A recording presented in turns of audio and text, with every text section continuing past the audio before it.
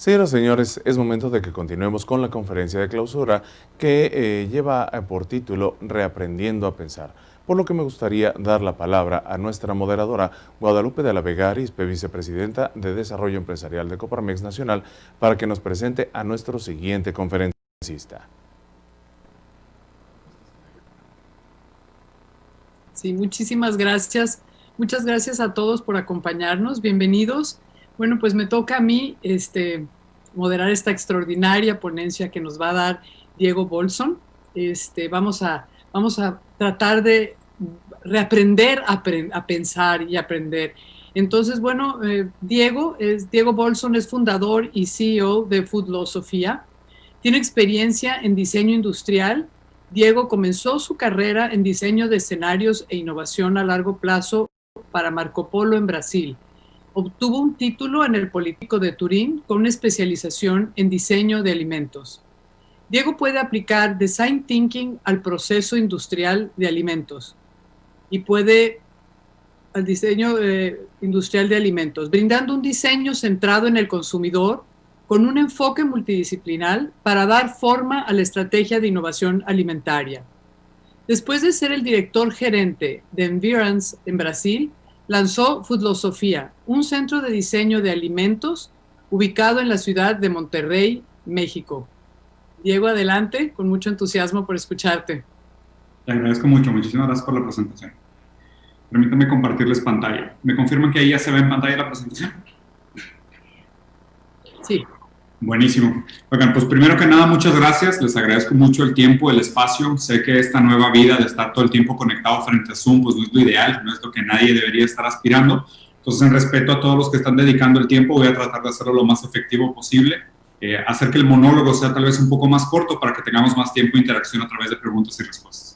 Bueno, de nuevo, muchas gracias por presentarme. Un poquito más de background. Digo, soy brasileño, entonces ahí cualquier falta grave que cometa con el español, me disculpo de manera anticipada. Soy diseñador industrial, pero la verdad es que no creo que eso sea suficiente y nadie debería simplemente delimitarse o definirse por su trabajo, por su profesión o por su formación. Más bien que deberíamos de estar constantemente tratando de educarnos y ver qué relevancia tiene nuestro pensamiento para el futuro, ¿no? Hablando un poquito de Foodlosofía, yo creé esta empresa hace 5 años con 2 socios aquí en la ciudad de Monterrey, después de trabajar mucho tiempo en la industria masiva, en Fast Moving Consumer Goods, y empecé Foodlosofía con una visión muy clara. Yo quería darme la tarea de entender mejor que nadie y más a profundidad la relación que existe entre el ser humano y el alimento. Me parece que hoy en día es una relación demasiado importante que le da forma no solo a muchas categorías del mercado, sino inclusive a nuestras vidas, a nuestra manera de trabajar y a las ciudades. Y no lo digo como una exageración, piénsenlo así. Hoy por hoy, los turnos laborales en los que trabajamos son consecuencia de la revolución industrial. Eran turnos de 8 horas de trabajo. Entonces, de alguna manera, nuestro desayuno, nuestra comida y nuestra cena también son resultado de la revolución industrial. Obviamente que estos hábitos de alimentación se han venido transformando con el tiempo. Hemos desregularizado muchos de los hábitos de alimentación. Pero solo piensen en estos 3 hábitos de alimentación y lo mucho que son importantes dándole forma a nuestras vidas. Creo que esta misma óptica y este mismo entendimiento también le da forma, por ejemplo, a las ciudades. No solo el urbanismo, sino la división entre espacios urbanos y espacios agrícolas, ¿no? La distribución, la distancia que tiene que viajar la comida, los centros de alimentación dentro de las ciudades, el crecimiento urbanístico dentro de las ciudades en nuestros nuevos espacios de usos mixtos, donde la gente trabaja, vive y consume dentro de los mismos espacios, y lo que esto significa para la articulación de las ciudades, el tráfico que se genera cuando la gente tiene que regresar a sus casas a comer, o la implicación de salud que tiene que existir cuando la gente tiene que llevar comida precalentada para comer en sus escritorios. Entonces, cuando yo digo que mi pasión es entender la relación entre el ser humano y el alimento, no lo digo solo de una manera micro, pero sino que también me gusta analizarlo desde las relaciones más íntimas, más pequeñas, que inclusive pueden ser médicas o biológicas, hasta las implicaciones más macros, como esto le da forma a la cultura, a la economía y a la interacción humana en general. Esta es la visión que tengo detrás de Foodlosofía. Algo que es muy importante para mí detrás de esto es que yo invariablemente que me gradué como un diseñador y me parece que es una profesión muy inocente y ahora lo veo en retrospectiva como algo prácticamente infantil y muy utópico, muy soñador, de tratar de idealizar, de crear siempre las mejores soluciones, de ser muy creativo, ser estéticamente muy agradable, de tratar de conciliar problemas y buscar las soluciones más razonables para diferentes variables de complejidad. me parece que la profesión de diseñador me quedó corta. O sea, me quedó corta, me desencanté con ella con el tiempo. Y traté de complementar mi perfil, porque siempre tuve como esta paranoia de solo ser diseñador no es suficiente. Solo ver las cosas desde la óptica de la creatividad y desde la óptica del diseño no es suficiente, es una óptica limitada. Traté de complementarlo estudiando otras cosas. Digo, obviamente también la vida me ayudó en un sentido muy pragmático. Mi hermano es filósofo y mi esposa es psicoanalista. Entonces me acabé metiendo al mundo del psicoanálisis y al mundo de la filosofía, admirando a dos personas que son muy importantes en mi vida, y esto realmente me abrió los ojos de una manera transformacional. Yo creo que tuve que desaprender mucho para volver a aprender. Tuve que abandonar muchos criterios y muchas falsas verdades con las que cargaba y construía mi explicación de cómo funciona el mundo. Y la filosofía y la psicología me ayudaron mucho a darle forma a la manera como conduzco mis empresas hoy en día. Filosofía básicamente tiene 3 grandes principios para mí, que son los principios que guían el por qué desarrollo, la manera como desarrollo, con quién escojo relacionarme o no, cuáles escojo que serían mis clientes y el tipo de trabajo que quiero hacer con ellos. Esos 3 principios es que el primero, yo creo que el diseño puede fundamentalmente cambiar nuestra relación con los alimentos. Y esto es algo fundamental. A grandes rasgos, y digo sin desmeritar, yo creo que tenemos que ser un poco más críticos y más ácidos y más fríos en nuestro análisis de cómo nuestro estilo de vida consumista tiene límites. O sea, y tiene límites muy cercanos y límites muy drásticos y tiene implicaciones muy grandes probadas por la ciencia, no solo en la calidad de vida de los humanos, pero sino también en la naturaleza y en la sustentabilidad de nosotros como especie. Entender esta relación a través del diseño del ser humano con el alimento implica también cuestionar nuestra relación con el consumismo, ¿no? Porque si nosotros partimos de un sistema económico que solo prolifera y solo es saludable cuando crece de manera desregulada, esto no va en concordancia con las normas naturales establecidas por la ciencia. O sea, la verdad es que no tenemos recursos ilimitados. Nuestra capacidad de restablecer los recursos que usamos para fomentar las industrias no es lo suficientemente ni veloz ni eficiente para darle batería a la velocidad con la cual destruimos el mundo en el que vivimos. Entonces, el diseño y entender esta relación puede hacer un cambio transformacional, que es la reducción del consumo. Y me refiero a una reducción de consumo donde me lleva al segundo punto. Tenemos que cambiar nuestro modelo de consumo de cantidad a calidad. Y este es otro problema fundamental. Nuestra relación hoy con la comida es algo perverso e insustentable. Los 4 problemas más comunes de causa de muerte en el mundo tienen que ver con la mala alimentación. Problemas cardíacos, obesidad, cáncer y Alzheimer. Y los 4 están probados por la ciencia que tienen un resultado muy intrínseco con nuestra calidad de alimentación, la calidad de los nutrientes que consumimos, inclusive nuestros hábitos de alimentación, porque la comida también tiene mucho que ver con la frecuencia, con los hábitos. Tal vez un ingrediente pueda ser bueno o malo, pero depende de la frecuencia con que la consumas y cómo la acompañas. Es muy difícil decir simplemente una comida es buena o mala porque tiene o no tiene algún atributo. Entonces, tenemos que hacer una migración urgente a una desescalada del consumo, a una desaceleración brutal de nuestro estilo de vida consumista. Y el segundo es que tenemos que aspirar a un consumo de alta calidad. ¿Por qué? Porque también la calidad se ha vuelto un tema reflejo de la creciente desigualdad en la que vivimos hoy en día. Hoy, el tema de comer bien o comer mal tiene más que nada que ver con el poder adquisitivo. Comer bien es muy caro. O sea, tener acceso a buenos ingredientes y a buena comida es sumamente caro. En promedio, una persona de nivel socioeconómico bajo tiene que caminar 10 veces más para conseguir comida de verdad, frutas, verduras, vegetales, perecibles, que para comer comida artificial, comida procesada, comida industrializada. Y obviamente cualquier persona que esté educada en el tema de biomedicina, medicina, salud, nutrición, te puede decir que no es lo mismo una buena fuente de calorías a una fuente de buenas calorías. Y este es el tipo de cosas que tenemos que pensar a largo plazo, porque la calidad y la democratización de la calidad va a ser un tema fundamental para entender el gran problema que es la alimentación hacia el futuro. Este tema desemboca en un tercer gran propósito, que es el significado. ¿Por qué comemos? O sea, ¿para qué comer? Hoy en día creo que la alimentación ha tomado malamente un papel de entretenimiento.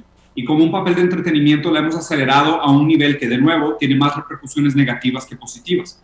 A grandes rasgos, piénsenlo así. El hecho de que nosotros hoy usemos la alimentación como una alternativa de entretenimiento, distracción, consumo por aspiración, ha generado todos estos problemas de salud que les he mencionado antes. Pero el problema es que estos problemas de salud después recaen en gastos de salud. O sea, hoy nosotros, por una irresponsabilidad muy grande por parte de la industria que fomenta a grandes rasgos el consumo de malos productos y obviamente el pueblo o la gente que también mal educada y con poco poder adquisitivo se ve obligada a tener malos hábitos de alimentación, esto desemboca en un gasto y en un costo enorme de salud, que de nuevo recae en el costo en el Estado o inclusive, como veíamos en la presentación anterior, en los costos de gastos médicos que tiene la propia empresa, que de nuevo retrae nuestra capacidad de rendimiento.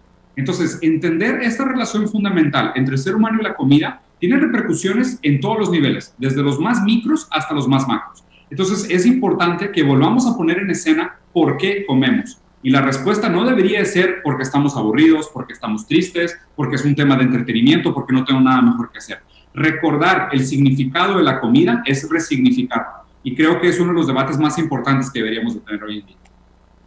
Nosotros hacemos esto a través de nuestra colaboración con diferentes empresas en todos los niveles usando el proceso de Design Thinking. No soy demasiado fan de grandes metodologías y tampoco creo que las grandes metodologías sean garantías de éxito. Lo que más bien promuevo es que seamos siempre curiosos, que estemos dispuestos a reaprender, que estemos dispuestos a cuestionar fundamentos que parecieran básicos o estáticos de la comprensión de estas categorías y siempre estemos dispuestos también a errar de una manera más inteligente y aprender de nuestros errores. Esta metodología dentro de nuestra empresa se llama Fast Fail, que es equivocarte y equivocarte rápido. Es una metodología cíclica donde lo que hacemos en 3 pasos es entrar en contacto con las empresas, entender qué les duele, cuál es el problema, si es que quieren entrar a un nuevo mercado, quieren hacer una expansión, quieren sacarle provecho a una nueva tecnología, quieren reposicionar una categoría, quieren crear un producto nuevo, quieren atacar un mercado nuevo, quieren establecer una comunicación con un nuevo tipo de consumidor. ¿Cuál es el problema que están buscando? Lo primero que tratamos de hacer es entender ese problema más a detalle que se pueda, entre el capital intelectual que aporta la empresa, más el capital intelectual que nosotros tenemos, y crear realmente una montaña de capital intelectual. Y aquí tenemos una ventaja competitiva muy grande, que es Foodlosofía. Es una agencia, como lo dice el nombre, Foodlosophy, o sea, la filosofía de la comida. Somos especialmente obsesionados en entender esta relación entre el ser humano y el alimento y cómo se desarrolla en mercados y economías y cultura. Por lo tanto, al ser tan nicho, nos da una ventaja competitiva. Nosotros no estamos jugando a, de repente, meternos a la industria automotriz o a la industria de créditos o a la industria de servicios o tecnológica. Nuestra expertise es entender la relación entre el ser humano y la comida. Y en ese caso, podemos pasar gran parte de nuestro tiempo investigando sobre qué está aconteciendo en este mundo. Entonces, en esta primera etapa, nosotros hacemos una sumatoria de capital intelectual entre lo que la empresa sabe y lo que nosotros sabemos. De aquí brincamos muy rápido a una segunda etapa, que es una etapa de prototipeo, de prototyping, ¿no? ¿Sabes qué? Ya entendimos el problema, tenemos una serie de tesis sobre qué es lo que está moviendo o qué es lo importante dentro de este problema, y lo que hacemos es tratar de tangibilizar una propuesta, ver cómo se vería esta propuesta aplicada en el mundo real, ya sea a través de la tangibilización de un nuevo modelo de negocio, de una nueva cadena de suministro, de la aplicación de una nueva tecnología, de un producto nuevo, del cambio de una marca, del cambio de la dirección de la estrategia de una categoría. Tratamos de tangibilizar esto en un proceso, en un prototipo, para que se vea qué implicaría en el mundo real. Y después el siguiente paso es llevar ese prototipo a pruebas. Obviamente, dependiendo de en qué iteración estás, las primeras pruebas son pruebas internas, donde realmente nosotros mismos jugamos al abogado del diablo para ver si es una buena propuesta de valor o no. Al llevar estos prototipos a prueba, obviamente aprendemos algo a través del fracaso, a través de esta como negación de la negación, donde decir, oye, ¿sabes qué? Este atributo que trataste de tangibilizar en una nueva propuesta de valor no me gusta, o no funciona, o tiene algunas incongruencias intrínsecas. Entonces, habrá que volver a aprender, aprendes algo nuevo, vuelves a hacer un prototipo mejor, lo vuelves a probar, y cada vez llevas estas pruebas más cercas al mercado. Entonces, este es el proceso cíclico que nosotros llamamos de Fast Fail y hemos incorporado. Arriba de esto, nosotros trabajamos con un equipo multidisciplinario. Este equipo multidisciplinario para mí es como una manera de blindarnos de la ceguera de taller, ¿no? De decir, ¿realmente estamos solo proponiendo esto porque nos parece lo más adecuado o realmente lo estamos cuestionando desde diferentes ángulos para tratar de encontrarle fragilidades a la propuesta de valor que estamos poniendo? Este cerebro Cerberus, que es como un cerebro de 3 cabezas, tiene 3 grandes ideas. Primero, los diseñadores, que como comenté, pues es gente muy utópica, muy soñadora, que se deja llevar mucho por la estética, que les interesa buscar siempre las mejores soluciones a los problemas. Por otro lado, la gente de estrategia, que a grandes rasgos los que está viendo es, pues esto es un negocio o no es un negocio, tiene sustentabilidad financiera o no tiene sustentabilidad financiera, es realmente algo viable en términos de su ejecución, cumple con las legislaciones actuales de la categoría, cómo fornece o no una propuesta de valor diferenciada contra los competidores. Eso es lo que hace la gente de la parte de estrategia. Y por último están los psicoanalistas, que a fin de cuentas el psicoanalista, pues más allá de que sea negocio, que sea una buena solución, trata de entender qué implica esto para las personas. O sea, realmente qué implicación tiene esto para la gente que lo va a consumir. Y obviamente aquí levantamos grandes cuestionamientos de moral y ética. Porque algo que he aprendido y algo que se ha vuelto cada vez más importante para mí y especialmente en mi profesión, más allá de mi vida privada, es no llegar con vergüenza al futuro. Es esta noción de invariablemente lo que estemos haciendo en nuestros trabajos, en nuestras familias, en nuestras vidas privadas e individuales, todo tiene una repercusión. Y la manera como nosotros articulamos empresas y modelos de negocios van a tener un impacto sobre la vida, no solo de la gente que los compre, sino de los colaboradores, la gente que trabaja en ello y obviamente también de los competidores. Entonces, tener esta visión multidisciplinaria nos protege de nosotros mismos, nos protege de que, oye, ¿sabes qué? Es una gran idea y es un negociazo, pero es antiético. Oye, ¿sabes qué? Hay algo muy moral que todo el mundo necesita, pero no es negocio, nunca va a ser sustentable. Entonces, nosotros constantemente estar contrastando estas tres visiones diferentes sobre los proyectos es lo que nos permite, de alguna manera, hacer propuestas de alto valor disruptivo para el mercado. Dicho eso, y nuestra pasión estando específicamente en esta categoría de cualquier cosa que esté relacionada a la comida, ya sea retail, supermercado, grandes industrias, restaurantes, el mercado agrícola, realmente lo que nos interesa son los proyectos de alta ambigüedad. O sea, creo que ahí es donde realmente está nuestra pasión como proyecto, de decir, pues mira, sí, claro, te puedo trabajar en una creación de nuevos productos y servicios core, como crear una extensión de línea, un sabor nuevo para un producto existente, la expansión de una marca a otro territorio. Digo, está bien, son proyectos interesantes, pero más bien los que realmente nos interesan son los disruptivos en términos de sistemas y modelos de negocio, que son los que realmente tienen un impacto sobre las condiciones materiales de la vida, que tienen un impacto sobre cómo esto se conforma y cambia estilos de vida, cambia modelos económicos y cambia la calidad de vida de las personas. Esos son los proyectos sobre los cuales realmente deberíamos de invertir. Obviamente la dificultad, y esto es algo que se da de manera paulatina con nuestros clientes y nuestros socios, es que pues son los que tienen mayor ambigüedad y mayor riesgo financiero, ¿no? Porque obviamente tú tratar de constantemente estar parchando tu negocio de manera cortoplacista, pues te da resultados rápidos, ya sean buenos o malos, pero son resultados que son meramente direccionales, en el sentido de, pues ya venía haciendo algo bien y ahora lo hago marginalmente mejor, o venía haciendo algo que me dolía y ahora lo ajusté un poco para hacerlo un poco menos peor, ¿no? Y claro que es verdad que la historia se mueve de esta gran manera, pero muchas veces es importante cuestionarnos a largo plazo y a mediano plazo cuáles deberían de ser esos grandes movimientos direccionales que pudieran realmente mover la aguja, porque también el futuro es contingente, el futuro es impredecible. Si algo estamos viviendo en este momento de pandemia es eso, lo impredecible que puede ser el futuro, lo drástico y catastrófico que puede llegar a ser, deja tú para el negocio y para la economía y para las empresas, para la vida humana. O sea, realmente para la manera como nos organizamos como sociedad, para cómo funcionan los núcleos familiares. O sea, vean el impacto que tuvo esta pandemia en cómo funcionan las escuelas, en cómo creció, por ejemplo, exponencialmente la violencia familiar en México por el hecho de que la gente estaba encerrada tanto tiempo en casa. Y lo que esto revela de las fallas intrínsecas de las construcciones sociales. Estos son realmente los cuestionamientos que deberíamos de hacernos nosotros como profesionales, que asumimos un nivel alto de responsabilidad cívica y constantemente hacernos esta pregunta: ¿cómo debería yo de operar mis empresas y tomar decisiones para no llegar con vergüenza al futuro? Dicho esto, les voy a enseñar algunos ejemplos de proyectos que he colaborado sin revelar grandes secretos industriales, porque la verdad es que como trabajamos mucho con marcas a largo y mediano plazo, también respetamos mucho el capital intelectual, ¿no? Una de las cosas que veníamos trabajando, y esto es un proyecto viejísimo, este proyecto tiene más de 8 años, trabajamos con la idea de la soledad es la nueva socialización. Estar solo es el nuevo estar social. Y digo, yo la verdad es que siempre me uso como ejemplo y me considero una persona bastante nómada internacional. Imagínense, soy brasileño, estudié en México, me casé con una mexicana, mi primer hijo nació en Brasil, he vivido en Singapur, viví en París, he trabajado prácticamente en todos los continentes del mundo, tengo experiencias laborales en más de 40 países, tengo amigos en unos cuantos de estos países, tampoco muchos, pero me considero una persona bastante internacional y probablemente mi momento más social del día sea al final del día, cuando me puedo conectar un poco a redes sociales y platicar con mis primos en Brasil, con mis amigos en Singapur, con un ex socio en París y tener estas conversaciones. Y en ese momento del día, al final del día, cuando me siento sumamente social, estoy físicamente solo.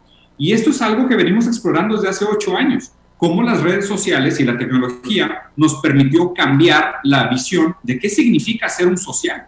Y piensen en lo mucho que se tardan los productos en alcanzar esta tendencia humana. Porque hasta hace muy poco tiempo, cuando tú pensabas en productos de alimentos sociales, tú pensabas en porciones grandes, porciones para compartir, estos grandes family packs, que son cosas de un imaginario antiguo de lo que es la socialización. Hoy, sentirte social no tiene nada que ver con estar con otras personas. El estado mental socialización no tiene absolutamente nada que ver con estar frente a otra persona y mucho menos compartir comida. Pero invariablemente la comida tiene un componente enorme humano. La comida se pudiera entender inclusive como algo tecnológico, como una tecnología de transmisión de información. Piénsenlo así, las primeras historias que se contaban eran historias de recetas y las recetas se contaban a través del lenguaje. Y piensen inclusive lo complicado que sería hacer una interpretación de un platillo dependiendo del lenguaje en el cual se te cuenta la historia. Yo, de hecho, tengo una tesis de investigación, de la cual estoy publicando un libro, que es el lenguaje cambia nuestra relación con la comida. O sea, piensen cómo sería, no sé, una persona que jamás ha cocinado un espagueti y tú le tratas de explicar la receta de espagueti en italiano. Le vas a explicar con toda la gesticulación y toda la emoción que implica el lenguaje y la cultura italiana y va a haber un resultado de ejecución. Pero imagínense explicar la receta del espagueti en japonés, ¿no? Usando el lenguaje japonés muy modular, muy formal, muy respetuoso, muy minimalista, muy pausado. Tal vez el resultado del espagueti no sea el mismo. Entonces, en ese sentido, la comida es algo que es intrínsecamente humano, es intrínsecamente histórico. Está intrínsecamente metido en nuestra manera de relacionarnos con los demás. Entonces, en este sentido es muy importante que no perdamos muchas de estas historias y narrativas que vienen implícitas en las historias de la comida, ahora que estamos pasando a una época donde la socialización parece algo del pasado. Más bien estamos completamente reinventando qué significa socializar. Otro ejemplo es el restablecimiento o más bien la reinterpretación o el reposicionamiento de algunas categorías históricas en la modernidad, ¿no? Digo, por darles un ejemplo, trabajamos con un proyecto para vender helados en Centroamérica y tratamos de entender cuáles eran los hábitos del helado en Centroamérica, cómo la gente comía helado en Centroamérica, qué significaba el helado para la familia tradicional centroamericana, los hábitos, el domingo con los abuelos, las fiestas de cumpleaños, el final de tarde con los amigos, ¿no? Como tratando de entender muy bien qué significaba el helado dentro del estilo de vida de las personas. Y una de las cosas que encontramos es que el helado en Centroamérica jugaba un rol muy grande de refrescar, porque los países centroamericanos tienden a ser muy tropicales y muy calientes. Entonces, más allá de todo aquel imaginario de socialización, del momento, del lugar, de la historia, la familia, vimos que también cumplía con algunas necesidades muy pragmáticas, muy utilitarias, como es la frescura.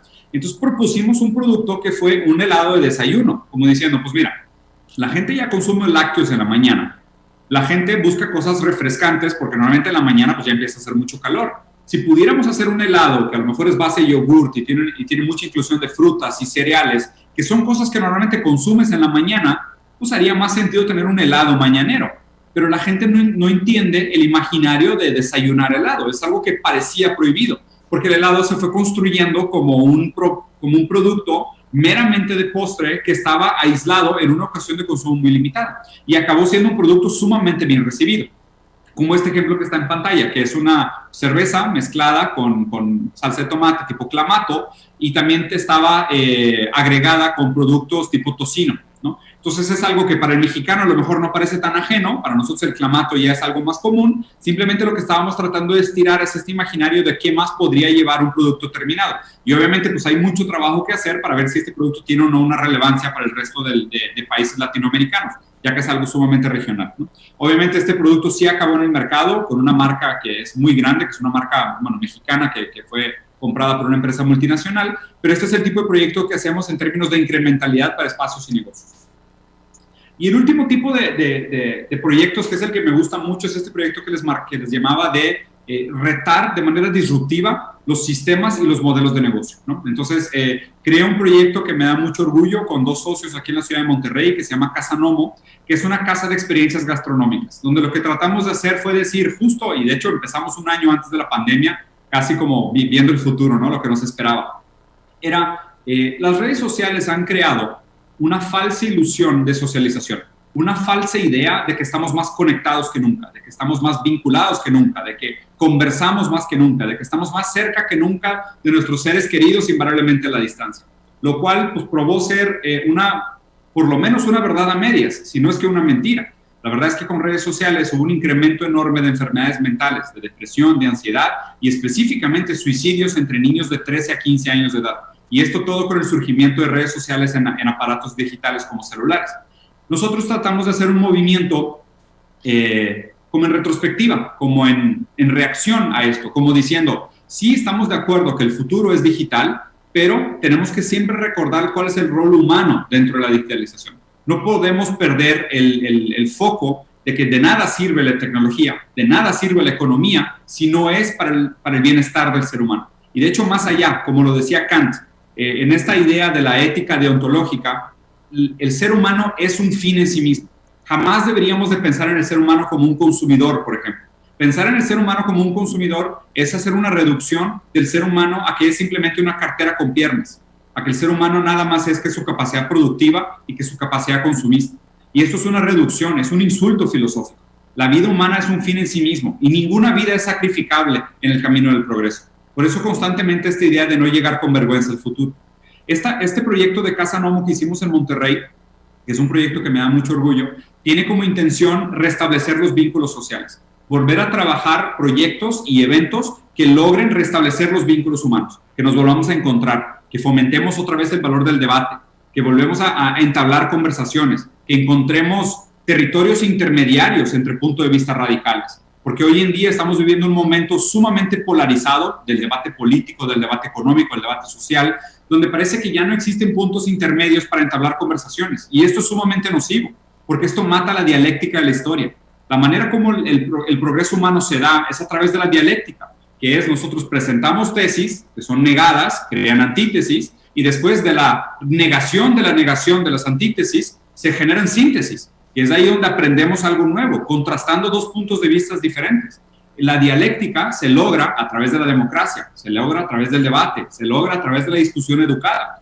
Pero si tenemos un debate bipolar de ideas radicalizadas y ya no nos vemos la cara porque podemos dejar de seguir a la gente que no nos gusta su opinión porque solo los conocemos en redes sociales, pues esto es la muerte de la dialéctica. Entonces este tipo de proyectos, Casa Nomo, usó la comida como una excusa para volver a encontrarnos.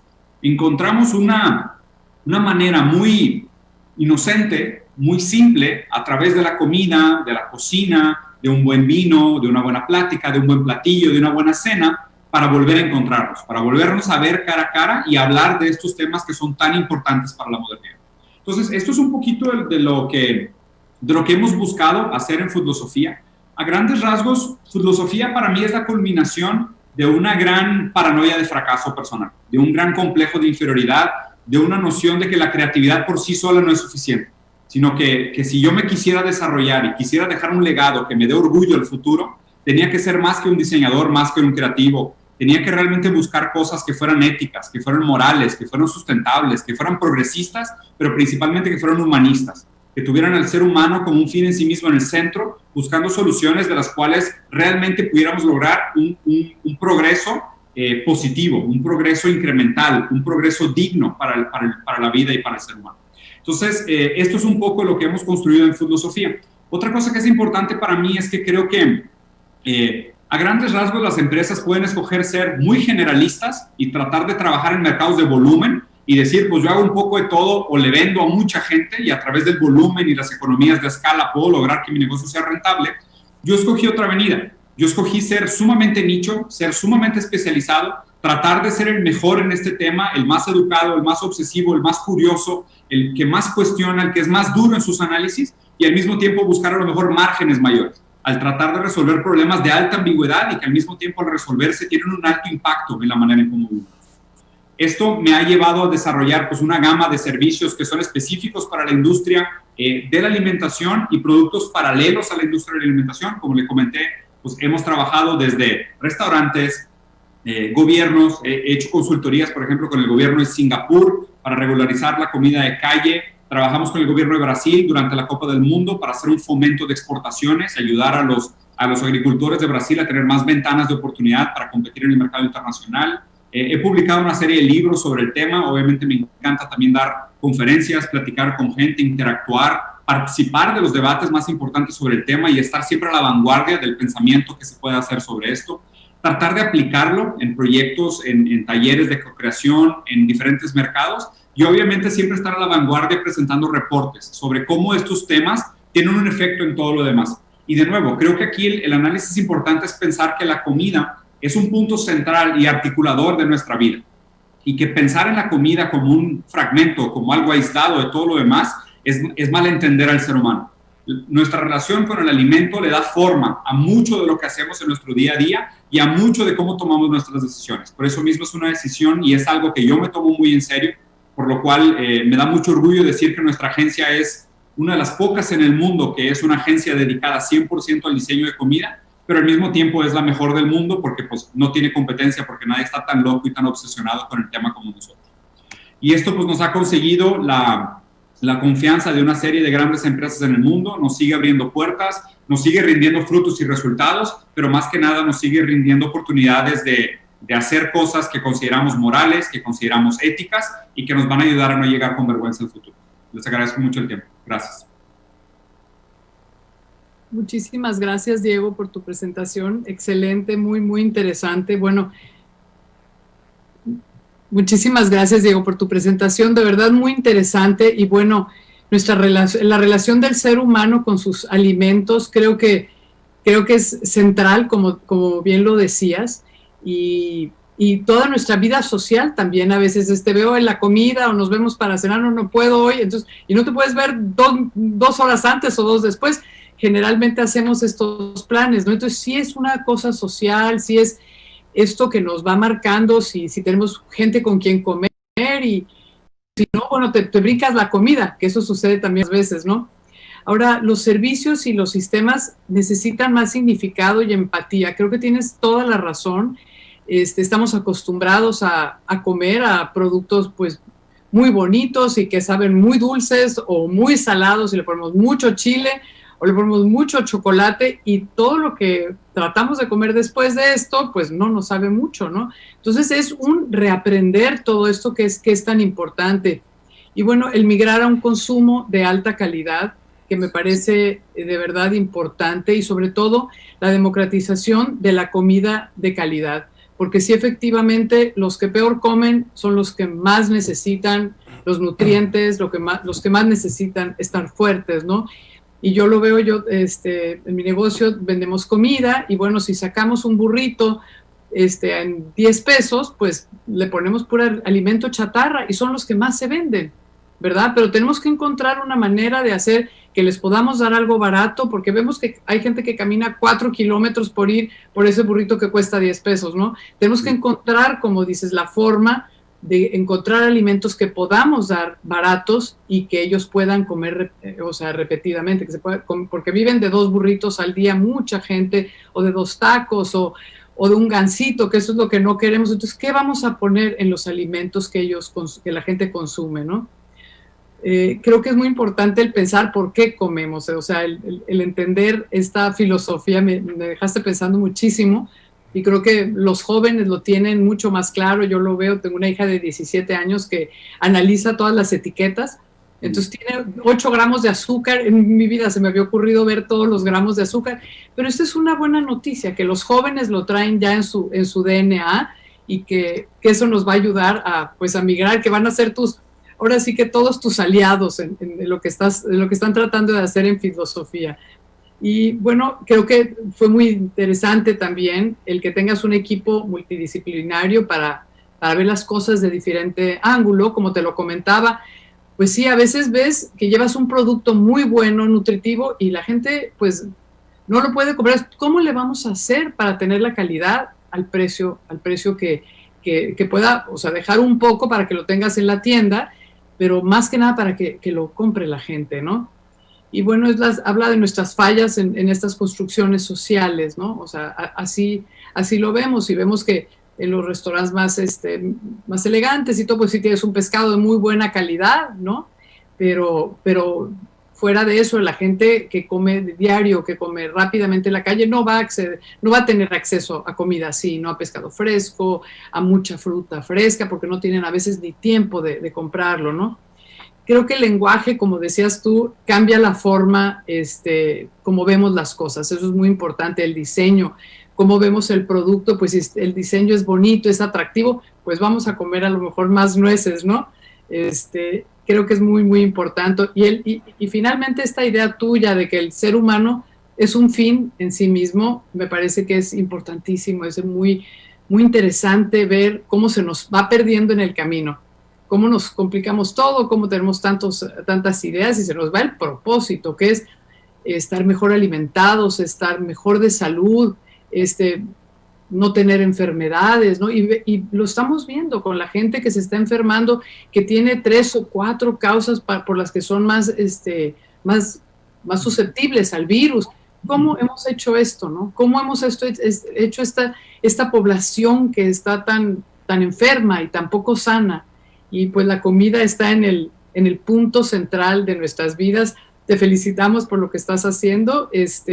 Creo que tenemos algunas preguntas y bueno, pues en lo que te podamos ayudar, porque creo que con lo que tú estás haciendo nos beneficiamos todos, se beneficia pues México y se va a beneficiar el mundo, porque esto se va a ir permeando y vamos a ir cambiando nuestra relación con la comida. Vamos a buscar que los alimentos sean para hacernos sentirnos mejores, para hacernos más sanos y no para pasar un momento agradable nada más, ¿no?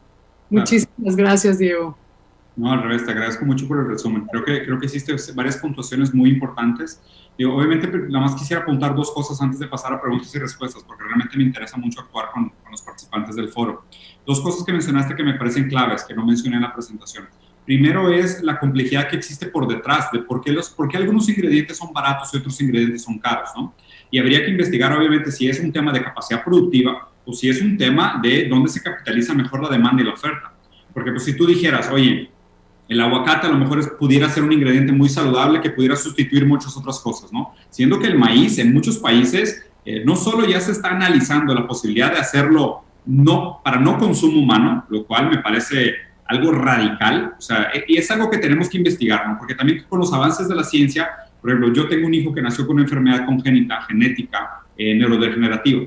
Entonces, mi esposa prácticamente se tuvo que volver biomédica para entender muchas cosas que son de vanguardia de ciencia, para entender físicamente qué impacto tienen los alimentos en el cuerpo humano. Yo creo que a medida que avance la ciencia, vamos a cambiar muchos paradigmas radicales sobre nuestra relación con la alimentación. E inclusive esto resuena en esta frase que comentaste, la del ser humano es un fin en sí mismo, que no es mía, es de Kant. No se la robes, Kant se la merece más que yo, definitivamente, pero te agradezco. La idea de realmente qué impacto tiene en la vida humana lo que comemos. Y si llegáramos, y creo que no estamos muy lejos, a la conclusión de que darle malos alimentos a la gente limita sus capacidades intelectuales y de eficiencia, nos vamos a dar cuenta que sin querer, por negligencia, hicimos la mayor catástrofe de ingeniería humana de la historia de la humanidad. O sea, porque nos vamos a dar cuenta que mantuvimos a gente ¿sabes?, con alta resistencia a la insulina, con poca capacidad de desarrollo intelectual, porque les dimos mala comida, porque definimos empujar un ingrediente contra otro, ¿no? O sea, por conveniencia y por apegarnos y no aceptar que nos equivocamos o que simplemente no teníamos suficiente información en otro momento histórico, puede ser algo realmente catastrófico. Entonces, yo por eso constantemente me recuerdo esta frase de, o sea, ¿qué tenemos que hacer para no llegar con vergüenza al futuro? O sea, no creo que nadie de nosotros deberíamos de volvernos paladines de nuestras ideas anteriores, sino simplemente mantener un cierto nivel de flexibilidad como para poder decir, oye, pues estas decisiones históricas las tomé en un contexto histórico, pero como líder es mi responsabilidad estar constantemente cuestionando esas decisiones para ver si no existe información nueva que tengo que considerar y tener la capacidad fría de análisis y de criterio para decir si la ciencia marca una pauta nueva o una evidencia nueva, se tiene que considerar con toda la seriedad, con la norma de que el ser humano es un fin en sí mismo. Exactamente.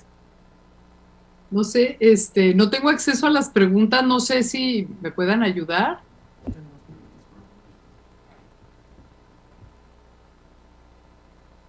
A ver, creo que aquí las tenemos. No tenemos preguntas por el momento.